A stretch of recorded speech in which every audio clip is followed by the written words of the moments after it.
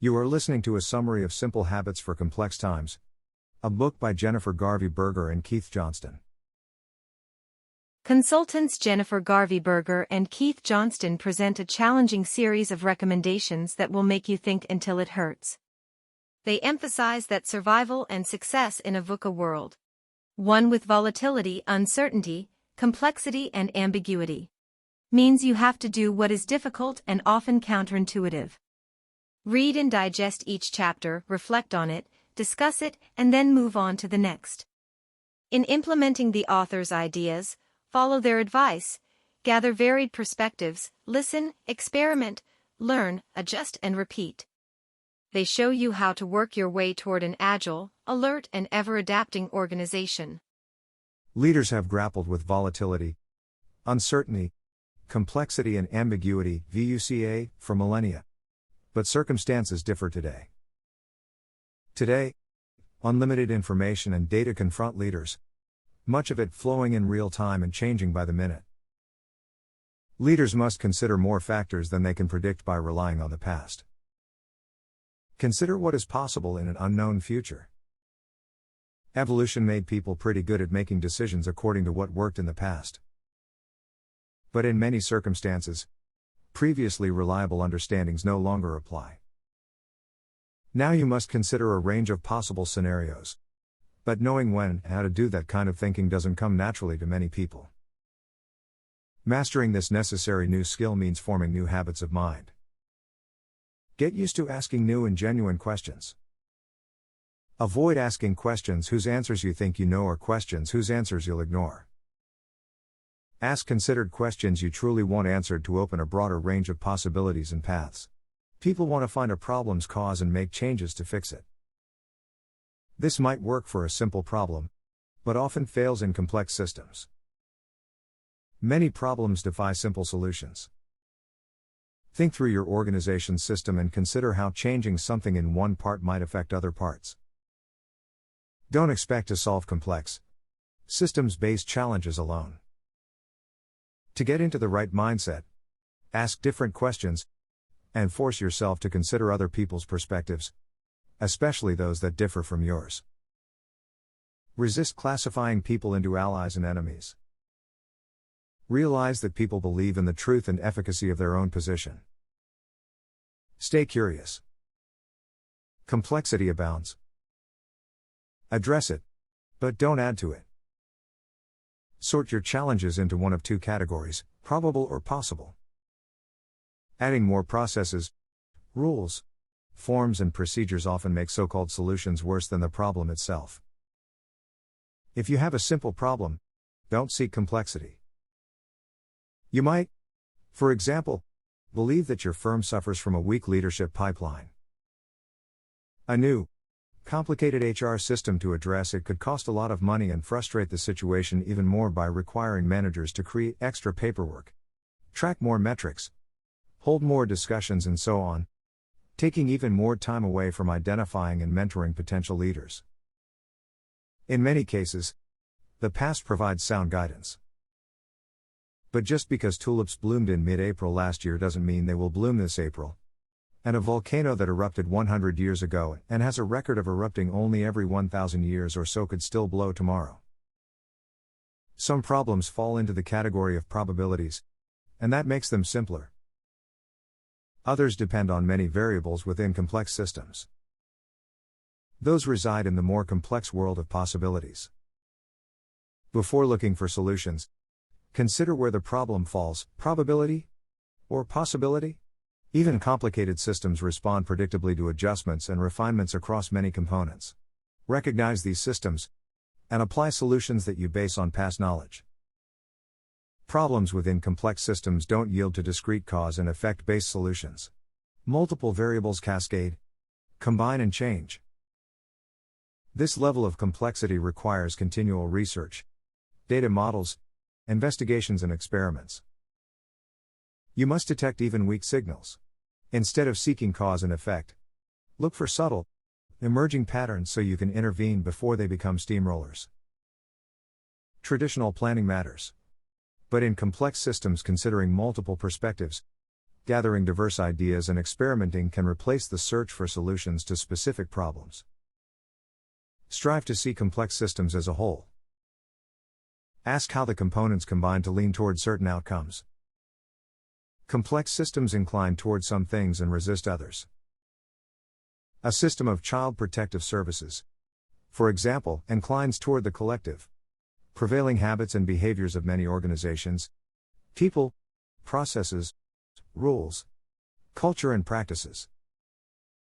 When it fails, it results in a spike in foster child abuse. Unless you find something specific, like an employee who deliberately ignored child protection rules, no single solution or silver bullet will fix it. Most problems in such a system are systemic problems. To address systemic problems, seek multiple perspectives on the issues and try to see the big picture before you start testing solutions. Nurture an environment of feedback, experimentation and open-mindedness. Emphasize learning, and reward people for testing, failing, adjusting, trying again and iterating their way to improvements. These problems require a series of experiments that you follow up with learning, adjusting and additional experiments that will nudge you closer to understanding possible solutions. Agile organizations must master giving and receiving feedback up, down and throughout the organization. Difficult conversations don't come naturally. They take practice. Fight the notion that you know everything, though leaders resist this attitude change. Don't view the people to whom you give feedback as problems you have to solve. Approach all conversations as learning opportunities. Ask, what do I have to learn here? This mindset shift, whether in a performance review, casual conversation or meeting, changes how you perceive others and the questions you ask. Enter every interaction with the attitude that you will learn something. Remember that what you know, no matter how right it feels, is always only part of the truth. Ask other people for facts and evidence first, without judgment. Get them to say how they feel about an issue, and ask them to describe its impact. You may have good information, but you still have to learn from it by truly listening, which can be as difficult as providing sound feedback. The secret to good listening is to shift from thinking about what people's words mean to you and considering what their words mean to them. Learning to listen deeply, not while planning what you'll say next, takes conscious effort and time. Though you may know little of what the future holds, set a clear and unambiguous direction. The people you lead crave clear direction and priorities, especially in volatile, changing times. But in complex systems, leaders can't know enough to articulate a clear vision, define a precise course of action or set the priorities that their people need to go forth and execute. Given many perspectives and ideas, leaders must set a clear direction. A path on which people can experiment and learn constantly, within boundaries their leader defines. Start with a shared vision, not a snapshot of the future or a set of targets, but establishing a direction that moves your organization toward the story you want to tell. Connect your vision to purpose and values.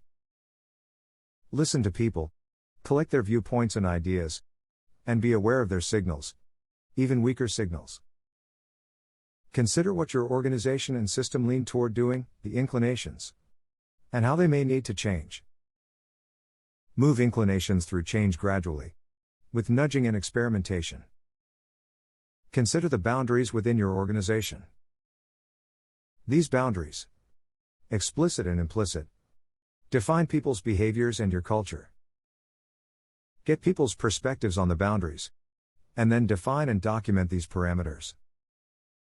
Decide which to keep and which to discard.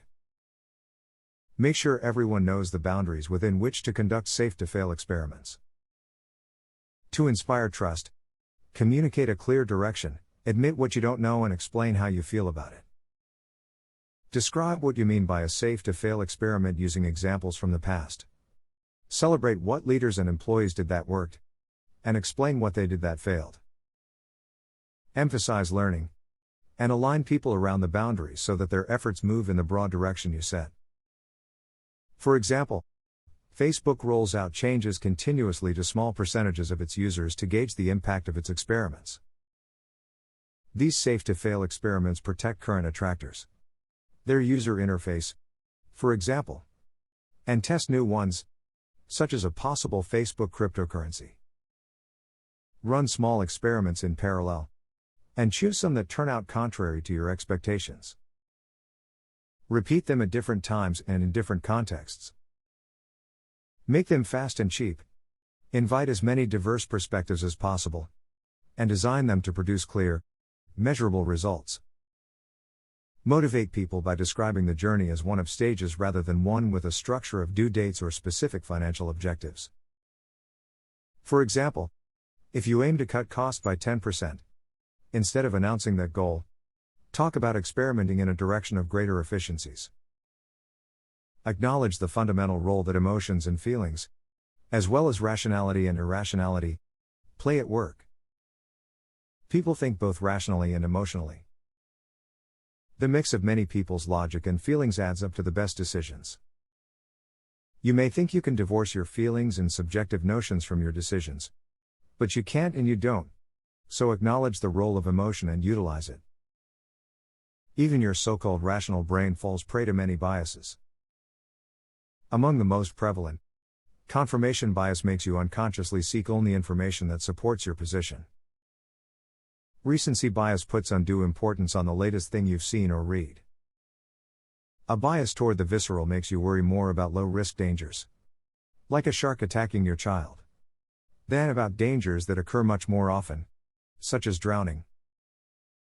When you are leading, fundamental attribution errors can cause you to ascribe good or bad events and outcomes to people while you underestimate the influence of circumstances. You can't detect these and other biases. Remain aware of them, and seek other perspectives and viewpoints to counter them. Help people develop greater capacity to accept and engage with VUCA. People evolve through stages of development. Some leaders and employees will continue to rage against uncertainty while others mature, accept it and know the firm must adapt. A few will welcome and celebrate VUCA. These people have leadership potential because they tend to adopt the most creative solutions after synthesizing many people's perspectives. Don't hire only the smartest people. Look for those who have demonstrably learned from failure. Encourage people to mature and grow in the way they deal with uncertainty by supporting their interests as well as the organization's goals. Hold people accountable for their results, but not to the degree that you limit experimentation and risk-taking, or leave no time for learning and development. Encourage healthy competition among your workforce, but not at the expense of collaboration or of stifling people's willingness to listen and consider other perspectives. Learning and work are not separate. Weave learning into personal work and teamwork, all the time. Assign work that stretches people and teams. Encourage genuine questions in meetings. Ask people to share at least one thing they've learned. Eons of natural selection coded you to act first and think later. You must adapt to a new world that demands the opposite. Create a curious, learning first, feedback-rich organization. Make it safe to share positive and negative feedback. Good and bad news.